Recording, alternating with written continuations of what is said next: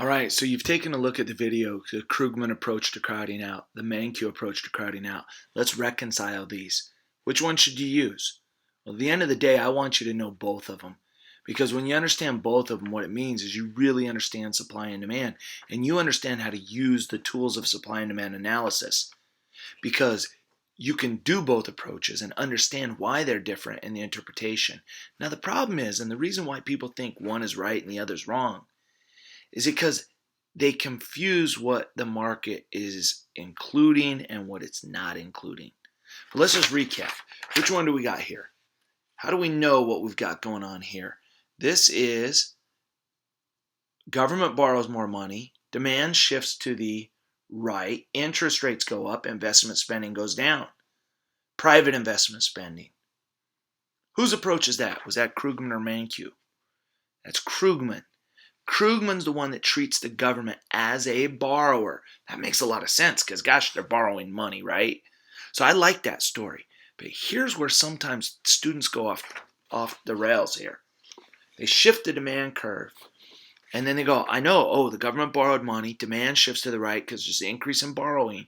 Interest rates go up. And wait, the story of the crowding out was private investment spending goes down. But see, they look down here at the bottom at our equilibrium quantity, and it goes up. And they go, wait a minute. And they start doubting. They either doubt their own memory of the story of crowding out, or they doubt their graph. They start to try to come up with some story where it makes sense. I don't know how many times I've seen students, they draw that graph, and then they go, well, maybe I don't remember the story right. So they go back and they go, well, actually, investment spending goes up. It doesn't. It goes down. Private investment spending goes down. Why does that happen in this graph? Well, remember, private investment spending, that change is the movement on the curve. It's the movement. It's the response to the higher interest rates. As interest rates go up, private investment spending goes down. The shift was the increase in government borrowing. What are we really saying here? By Krugman treating the government as a borrower in the market for loanable funds, here's the really important distinction. That designation, we said it's the quantity of loanable funds. We said that on the x-axis. All loanable funds, private and public. So really when we look at this graph, what happens here is Q1 is greater than Q0 because that's the total amount. So one of the things I want us to take a look at is remember that shift? We had a shift from here to here. The magnitude of the shift was the amount of government borrowing. So we go from here to here. But I want us to see there's a little parallelogram here. Here to here, then the diagonal, the reduction in private investment spending. But if you go across from here to here, that distance is the same as that arrow. I'm going to just kind of make that a solid line there. I'm going to highlight that little parallelogram. That's going to help us out, I think. You see that parallelogram? So we shifted out and then moved back. Well, that means that this diagonal right here, that's the same as that movement there. So if we weren't putting the government in there and we just said, well, interest rates went up. Hey, interest rates went up. We moved along the curve. What's the difference between here and here? That's the same as here and here, which is the amount of government spending. So if we go to the tip of that parallelogram, we can actually draw down here. This is Q. There's a different Q1. What's that Q1 right there? That's private.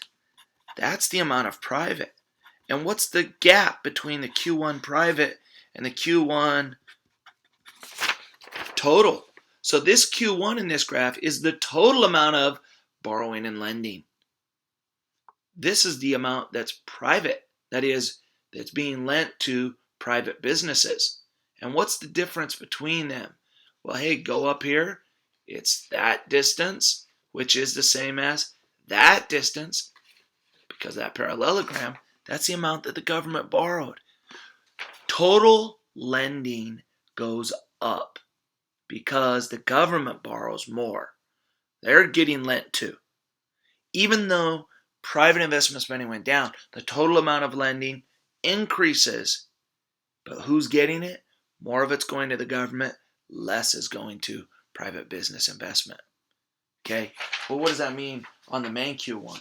We got the same thing going on here. Same thing. We're shifting by the amount. We could get another little parallelogram there. We shift. We've got a movement. Okay, oops. And there was our movement. All right, get that little parallelogram in there. I'm a little sloppy here, but we're just going to have to do for us. Okay, there's that parallelogram. Go out here to that part right there. Boom. That little corner and mark it down. What does this graph show us? This is private only. Remember, because the government, the way the Mankiw treated it, the government's over there. They say, hey, come and lend us money. So people leave this market. This is the market for private loanable funds only. So when we see us go from Q0 down to Q1, that is the reduction in private investment spending. But then some of you, and I actually think this is a great way, is to use the Mankiw one because the change in equilibrium quantity coincides with the change in private investment spending. However, what if I ask you a question? What happened to the total amount of lending, the total amount of saving in the country? And you say it went down. You're ignoring the fact that we started lending to the government. And that's why we want to go over here and we want to make that dotted line down there and make another Q1. Remember, these Q1s we want to identify as total or just private. And what's the gap between them? There's Q1 private, which is what this market is. But if you go from there out to Q1 total, what's that difference? That's that, which is the same as that parallelogram, which is the amount of government borrowing. So these two outcomes are exactly the same. The difference, the key difference is that Krugman, in treating it as the government as a borrower and shifting demand, it's because the market is for all loanable funds, public and private. Mankiw, though, by treating it such that the government is outside and people leave to go lend to the government, it's the market for private lending only. If you understand that distinction and you can have you can be nimble enough to move between the two models and to talk with people that have learned both ways, you're going to be much better at economic analysis and much better at explaining to different groups of people and helping them reconcile instead of sitting there disagreeing over things that they shouldn't be disagreeing about. All right? So that's crowding out. All right?